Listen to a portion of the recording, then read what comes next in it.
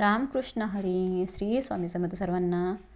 आषाढी एकादशीला उपवास कसा करायचा, उपवास कधी धरावा, उपवास कधी सोडावा, त्याचप्रमाणे उपवासात कोणते पदार्थ खावे आणि चुकूनही कोणते पदार्थ खाऊ नयेत, त्याचप्रमाणे कोणत्या गोष्टी आपण आषाढी एकादशीला करू नयेत, याविषयीची आजच्या व्हिडिओमध्ये आपण माहिती बघणार आहोत. त्यामुळे व्हिडिओ कुठेही स्किप न करता शेवटपर्यंत नक्की बघा.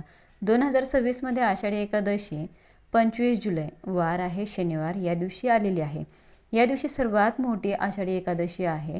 तर आषाढी एकादशीचा उपवास लहानांपासून मोठ्यांपर्यंत सर्वजण करत असतात. तर स्त्री पुरुष अगदी लहान मुलं देखील हा उपवास करत असतात. तर बघा, उपवास आपल्याला 25 तारखेला पूर्ण दिवसभर शनिवारी करायचा आहे, उपवास करायचा असतो आणि हा उपवास दुसऱ्या दिवशी सोडला जातो. म्हणजे दुसऱ्या दिवशी सूर्योदयानंतर आपण ज्यावेळेस दुपारचं जेवण करतो, सूर्योदयानंतर ज्यावेळेस आपण दुपारचं जेवण करतो तर हा उपवास सोडायचा असतो. उपवास सोडताना आपल्याला सात्विक पदार्थ बनवून, गोडाचा पदार्थ बनवून नैवेद्य देवांना दाखवून मग उपवास आपल्याला सोडायचा असतो. आषाढी एकादशीच्या दिवशी सकाळी लवकर उठा, ब्रह्ममुहूर्तावरती उठून स्नान करा, स्वच्छ कपडे परिधान करा, देवघरातील देवांची पूजा करा, विठ्ठलाची पूजा करा, अभिषेक करा.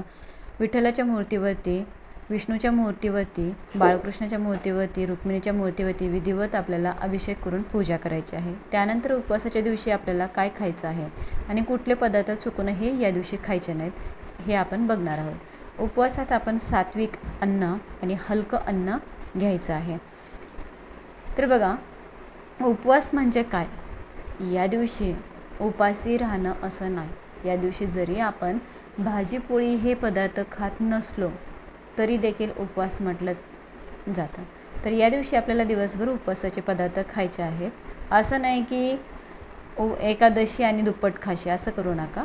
उपवास नव्हे तर उपवासाच्या दिवशी आपल्याला हलका आहार घ्यायचा असतो आणि सात्विक आहार घ्यायचा असतो. उपवास म्हणजे उप म्हणजे देवाच्या जवळ जाणे.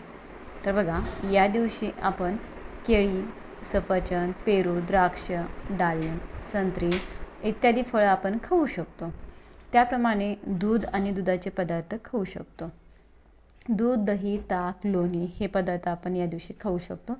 त्याचप्रमाणे उपवासाचे जे पदार्थ आपण या दिवशी खातो तर साबुदाणा, राजगिरा, शिंगाड्याचे पीठ, त्यानंतर साबुदाणा खिचडी, साबुदाणा वडा, साबुदाण्याची थालीपीठ, राजगिऱ्याची खीर, राजगिऱ्याचा लाडू, बटाट्याची भाजी, ज्यामध्ये कांदा लसूण वापरलेला नसावा अशी बटाट्याची भाजी करायची आहे. चिप्स वगैरे आपण खातो, उपवासाला चालणारे सर्व पदार्थ खाऊ शकतो.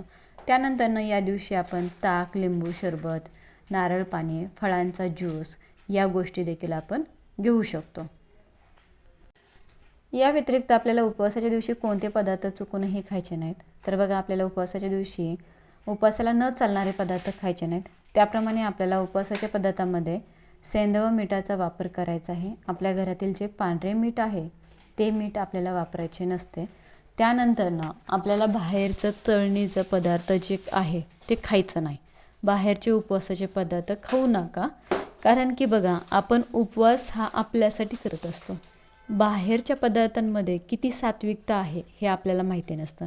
त्यामुळे बाहेरच्या पदार्थांमध्ये आपल्याला जी शुद्धता पाहिजे ती नसते. त्यामुळे आपण घरामध्ये जे पदार्थ आपण तळणीचे पदार्थ उपवासाचे तळून खातो तेच खायचे आहेत, बाहेरचे खाऊ नका. त्याप्रमाणे या दिवशी तुम्हाला जरी उपवास करता येत नसेल, कोणाच्या तब्येतीचं हे असेल, गोळ्या चालू असेल, तरी देखील आपल्याला मांसाहार घरात चुकूनही करायचा नाही. शक्य झाल्यास कांदा लसूण स्वयंपाकात वापरायचा नाही. त्याप्रमाणे आपल्याला या दिवशी चुकूनही मद्यपान करायचं नाही.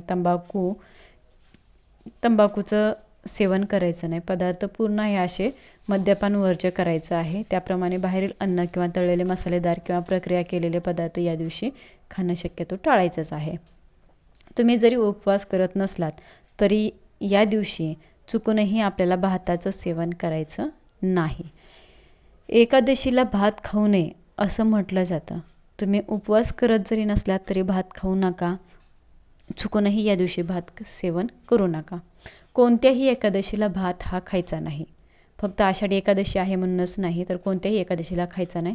दुसऱ्या दिवशी सकाळी आपल्याला पारणं वेळेत उपवास सोडायचा असतो. उपवास सोडण्याच्या वेळी उपवास सोडण्यापूर्वी आपल्याला विठ्ठलाची पूजा करायची आहे. तुम्हाला विठ्ठलाची पूजा करायची, आरती करायची आणि नैवेद्य दाखवायचा आहे. तसेच ब्राह्मण किंवा गरजूंना या दिवशी दान करायचं आहे. या दिवशी सात्विक भोजन आपल्याला बनवायचं आहे, जसं की वरण भात, दही भात, साधी भजी, पापड, हलके अन्न, खीर. त्याप्रमाणे एखादा गोडाचा पदार्थ तुम्ही असं हलकं अन्न बनवून देवांना नैवेद्य दाखवून तुम्ही स्वतः जेवण करू शकतात उपवास सोडायचा. त्याप्रमाणे या दिवशी आपल्याला काही ज्या गोष्टी आहेत किंवा काही चुका आहेत तर त्या चुका आपल्याला अजिबात करायच्या नाहीत, चुकूनही करायच्या नाहीत. जसं की या दिवशी कोणाशीही खोटं बोलू नये, भांडण करू नये, आपलं मन शांत ठेवावं, क्रोध वादविवाद टाळावेत. रात्री जागरण करून भगवान प्रभूंचं आपल्याला भजन किंवा ध्यान करायचं, विठ्ठलाचा अभंग म्हणायचा. या दिवशी जास्तीत जास्त विठ्ठलाची पूजा, भजन, आरती, अभंग, भक्तिगीत, विष्णू सहस्रनाम, स्तोत्र किंवा श्रीमद भागवत गीता यांचं वाचन करावं, कीर्तन करावं. कोणाशीही खोटं बोलू नका, कोणाची निंदा करू नका, कोणासोबत भांडण करू नका. तर एकीकडे तुम्ही उपवास करता, दुसरीकडे जर तुम्ही खोटं बोलत असाल, निंदा करत असाल, कोणाचा अपमान करत असाल, कोणाचं मन दुखवत असाल तर तुमचा उपवास आहे त्याचं तुम्हाला फळ मिळत नाही. या दिवशी जास्तीत जास्त आपल्याला विठ्ठल रुक्मिणीची सेवा करायची आहे, भगवान श्री हरी विष्णू यांची सेवा करायची आहे, आपल्या कुलदेवतेची या दिवशी सेवा करायची, नामस्मरण करायचं. याप्रमाणे या दिवशी आपल्याला ही एक चूक देखील अजिबात करायची नाही, जी की आपल्याला तुळशीपत्र श्रीहरी भगवान विष्णूंना अतिशय प्रिय आहे, विठ्ठलांना देखील प्रिय आहे. परंतु या दिवशी तुळशीपत्र चुकूनही तोडायचं नाही. एक दिवस अगोदर तुम्ही आदल्या दिवशी तोडून ठेवा. परंतु एकादशीच्या दिवशी पांडुरंगांना तुळशीपत्र अर्पण करू नका. म्हणजे अर्पण करा पण एक दिवस आधी तोडलेला असावा, त्या दिवशी तोडून अर्पण करू नका. एक दिवस अगोदर तोडा तुळशीपत्र, परंतु एकादशीला चुकूनही तोडू नका, याची काळजी घ्या. व्हिडिओ शेवटपर्यंत बघितल्याबद्दल सर्वांचं मनापासून आभारी आहे. सर्वांना धन्यवाद. रामकृष्ण हरी. श्री स्वामी समर्थ.